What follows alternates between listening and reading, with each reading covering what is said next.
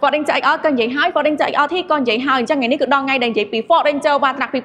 ម្ដងអ្វីដែលសំខាន់គឺថតចេញពី showroom 2004 showroom ថ្មីសាឡាងហ្មងចាអញ្ចឹងតោះបងប្អូនអរគ្នាទៅមើលមួយខ្ញុំតោះ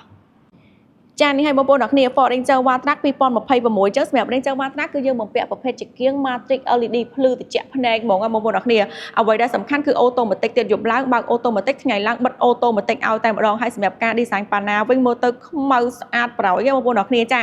ហើយនៅខាងមុខនេះក៏មានបំពាក់ជាមួយនឹងកាមេរ៉ាមួយគ្រាប់ដែរហើយតកតងជាមួយនឹង Ford Ranger Walltrack គឺយើងបំពាក់ជាមួយនឹងជាគៀង fog light បែប LED ដូចគ្នាចាហើយតកតងជាមួយនឹង sensor ខាងមុខគឺយើងមានចំនួន4គ្រាប់បងប្អូនអរគ្នាចាអូខេឥឡូវយើងចូលទៅមើលផ្នែកម៉ាស៊ីនបន្តិចចានេះបងប្អូនអរគ្នាអញ្ចឹងសម្រាប់ម៉ាស៊ីនគឺយើងបំពាក់ម៉ាស៊ីន 2.0 by Turbo ប្រអប់លេខ10 V automatic ដែលផលិតកម្លាំងសេះបាន210 PS ហើយនឹងកម្លាំងថុកបាន500 Newton m បងប្អូនអរគ្នាអញ្ចឹងសម្រាប់កម្រិតនៅក្នុងការស៊ីប្រេងអាចឆ្លងពី8ទៅ9លីត្រទេ100គីឡូផ្លូវលីត្រហើយអ្វីដែលសំខាន់គឺបងប្អូនផ្លូវតែ200,000រៀលតែប៉ុណ្ណោះអញ្ចឹងយើងមកមើលផ្នែកចំហៀងម្ដងបងប្អូនអរគ្នាសម្រាប់យ៉ានកង់គឺយើងបំពាក់ជាមួយនឹងយ៉ានកង់ប្រភេទ810 inch បងប្អូនអរគ្នាអញ្ចឹងសម្រាប់ Ranger Walltrack គឺមានបំពាក់ជាមួយនឹងកាងចងឲ្យបាននៅខាងលើមាន sport bar ស្រស់ស្អាតមែនតើបងប្អូនអរគ្នាសម្រាប់ការ design ក្រោយនេះបងប្អូនអរគ្នាមើលនេះ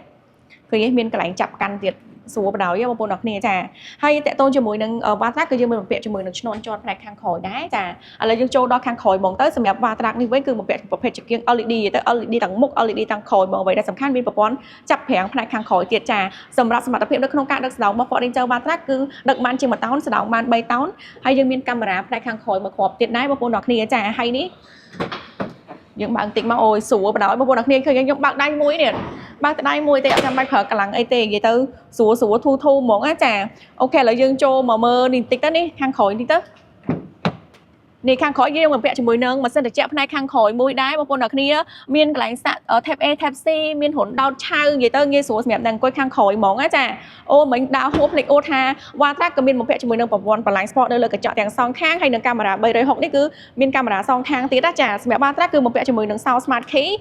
ចាយើងចូលមកខាងក្នុងបើកច្បាច់មកស្អាតទេបងប្អូនអរគ្នាចាពុកគឺថាស្បែកយកបណ្ដោយចាកៅអីអូតូទាំងសងខាងតែម្ដងគឺងាយស្រួលណាស់បងប្អូនអរគ្នាចកូតឡានគឺយើងបំពាក់ចកូតឡានអេឡិចត្រូនិកធូរងាយស្រួលនៅក្នុងការបើកបរហើយនៅលើដៃចកូតនេះក៏មានប្រព័ន្ធចាប់កន្លងផ្លូវមានប្រព័ន្ធ Adaptive Cruise Control មានប្រព័ន្ធ Limit ល្បឿនសម្រាប់កុងទ័រវិញគឺថា Digital 8 inch ភ្លឺត្រជាក់ភ្នែក Touch Screen នេះធំប៉ុណ្ណាប៉ុណ្ណីពី10 inch បងប្អូនអាច Connect Apple CarPlay ក៏បាន Android Auto ក៏បានមានកាពីតាមាន Drive Mode ជំនួយនៅក្នុងការបើកបរមានទាំងប្រាំងដែរ Electronic មានទាំង Off Road Screen នោះនិយាយទៅ Ford Ranger Walltrack គឺ Full Option ហើយប្រព័ន្ធផ្ដល់សញ្ញាគ្រោះថ្នាក់នៅពេលដែលមានអីឆ្លងកាត់ចាប់ប្រាំងអូតូគឺមានសពគ្រប់បែបយ៉ាងអស់ហើយបងប្អូនអរគ្នាចាចាអញ្ចឹងតកតងជាមួយនឹងតម្លៃវិញគឺតែ$53,900ទេឡានយើងមាននៅក្នុងស្តុកស្រាប់បងប្អូនអរគ្នាចាអញ្ចឹងសម្រាប់ព័ត៌មានលម្អិតចាំតកតងមកខ្ញុំមកអរគុណបងប្អូនអរគ្នាបាយ